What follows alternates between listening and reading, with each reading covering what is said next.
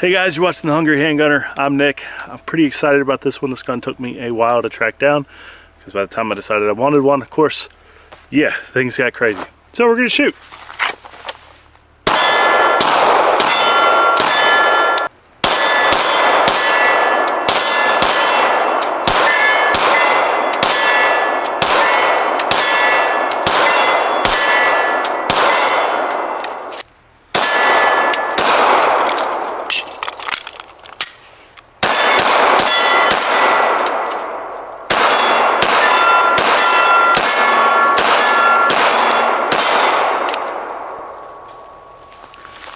Super stoked. Got a Sig P320 M18. So, let's get ready to talk about this thing.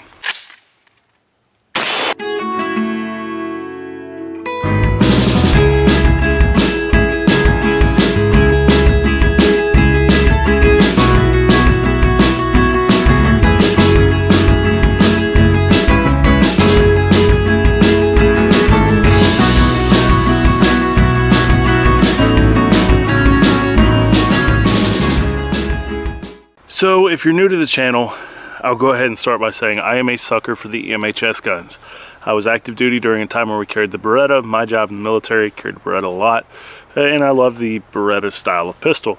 However, the fact that we were changing service pistols was a fairly big deal, and I've tried to collect a number of these civilian available MHS submissions. So things like the Glock 19X, the FN 509 Tactical, Beretta M9A3, which wasn't really an MHS gun, but I throw it in there for the sake of, hey, the military is changing their gun. Beretta tried to get ahead of that. Whatever. I had the opportunity to buy an M17 a while ago. Did not like it. I felt like it was too nose heavy. Shot an M18, decided that was the one I wanted, and then I couldn't find one for a long time.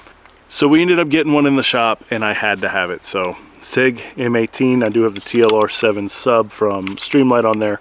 So far, I like this gun. The manual safety has taken some getting used to because I'm not normally a manual safety guy, especially on a striker gun. I've had P320s before. They didn't have manual safety, so having to remind myself that that's there. Not that this is going to be my carry gun anytime soon or anything like that, but just having a ball. So I do have a Loophole Delta Point Pro red dot sight on the way. We're going to experiment with that, and I'll make a video when I get it and get it put on the gun. But you guys are kind of seeing the first real rounds through it since I got it. We're going to go ahead and load the magazines back up and shoot some more. Just have some fun. It's been a while since I have shot a brown gun that didn't have a red dot on it, so this will be interesting.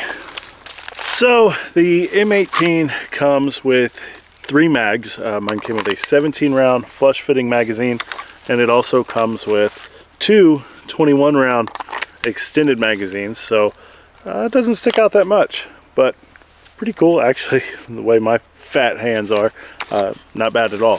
So having the extra 4 rounds per mag, pretty cool.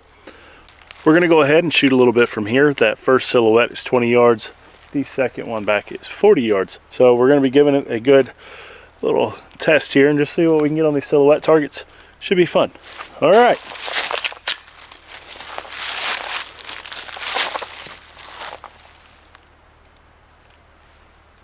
Forgot that safety.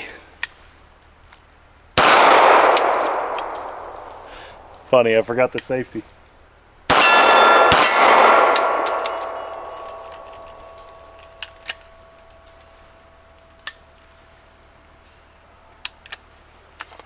They had a failure to fire there.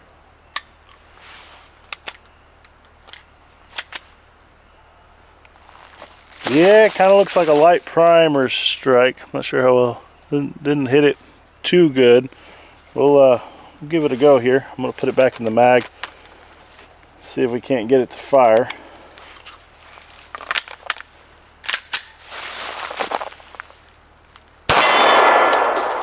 Worked that time. Who knows? Reach up there.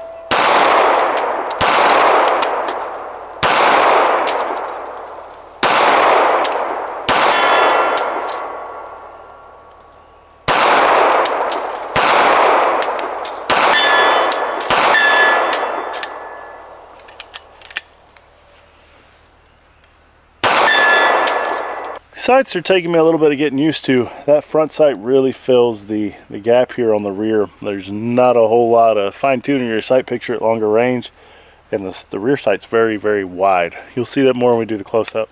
Let's shoot some more.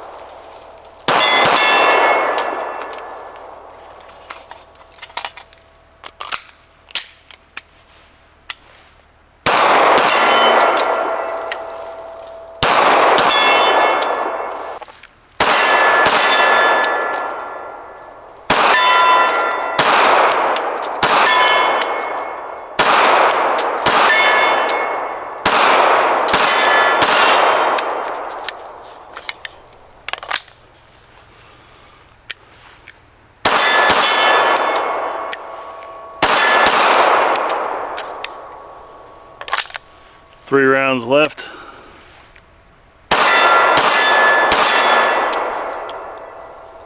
Very cool. So 100 rounds in, here we are. I'll give you guys a little close-up look at it. It is clear. I'll go ahead and drop the slide there. So there's your safety. It is ambi. It's very easy to sweep on and off, at least for me, with either hand. It's there. It's easy to snag it. It is what it is. Front sight has a white dot. You have tritium all the way around.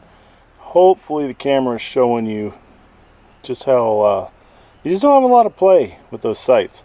So these little ears, you know, as you can see the notch here on this rear sight, I'd be fine with that, but I guess these are, I don't know, to protect it. It's all part of this plate. So when I put the red dot on here, that Delta Point Pro, I'm going to end up losing my irons. So it's going to be, that'll be an interesting experience because I've always had co-witness irons as backups on anything I've put a dot on. So I'm not sure how I feel about that. See some discoloration there at the muzzle because we've been shooting it. Go figure. We shoot guns. Yeah, but here it is. First 100 rounds. I'm liking it so far. So of course the Sig P320 series of firearms is fairly well known because of its modularity. So to illustrate that, much like an AR-15 where the lower is the actual firearm, if you will, on here, notice you don't have to pull the trigger to disassemble. That's cool. The firearm is this trigger group. The serial number for that is right there. The rest of this can be ordered online, sent to your house. You want a new grip module? Cool. Just drop in your trigger group from this one. Want a new slide or whatever? You can do all that. So also a disassembly for maintenance purposes. There you go. So very easy gun to take care of, field strip, change up if you don't like the way it comes, all that good stuff. I'm kind of impressed with it. I like the forward serrations. We will dry fire the trigger, just make sure it's unloaded. I'll show you what that looks like. So a little bit of take up, more take up. There it breaks, and you reset right there. A little bit of take up, and it breaks. So I don't have a trigger pull gauge to show you. We'll try it with my left because left's a little bit more steady. Those of you who know I've had a lot of work done on my right forearm. We'll take up, break, and the reset. There. So not a bad trigger, especially for a striker gun. So yeah, I hope that answers any close-up questions you guys may have. Inevitably, you can't talk about the M18 or M17 without somebody asking, hey, what do you think about it? You were in the military, do you think that was a good switch? Well, I don't have the rounds through this one really to give you an opinion. You guys just saw most of the first 100 that went down range.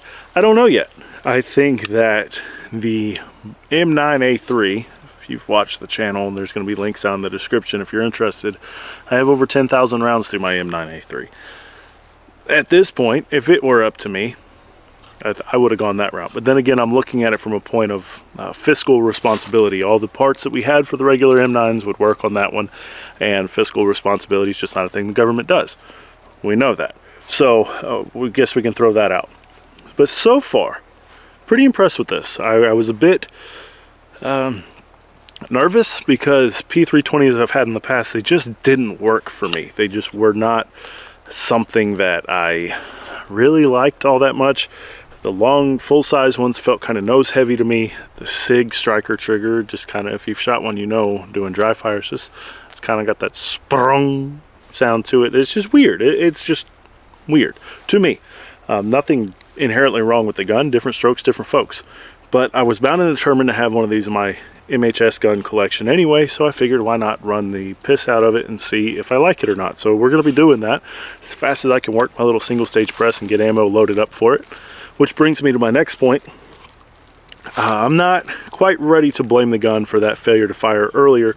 That we put it back in there, it looked like a light primer strike, fired it again and it went. Maybe the primer wasn't seated all the way. We'll see if it's a reoccurring thing. I do have some factory ammo we will put through it as well. Those are my reloads, so it could very well be a primer that wasn't seated all the way. I'm not quite ready to blame the gun, so you SIG guys, do not crucify me. But very cool. There was one other thing that I failed to mention. Right here at the rear of the chamber, there's a little protuberance that sticks up when it has a round loaded, and of course I'm all out of ammo on me right now. I didn't bring any more out, but you'll see it in subsequent videos. That's a loaded chamber indicator, so there is that. Love it, hate it, need it, I don't know. It's never been hard for me to just press check and go forward. Normally I just assume the gun's loaded because mine most always are, if there's something that are, you know, something I'm going to lean on for self-defense. But being able to run your hand over the top, that's a win too. It takes away from as much administrative handling. Just, yep, it's hot, whatever, carry on. Hopefully it's not the snap cap you left in there from doing your dry fire, which you should be doing. But anyway, I'm kind of digging this gun. It's kind of a small victory for me. It took me a while to get one, so very cool.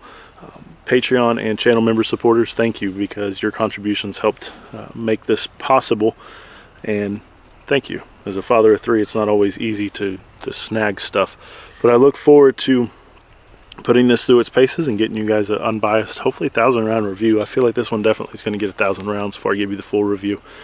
So far, so good. It's a brown 9mm. I love those, and it goes bang, and yeah, it's one of the current sidearms of the United States military. So very cool. Guys, stay safe, keep shooting. Huge thank you again to my patron and channel members. You guys rock. I'll see you next time.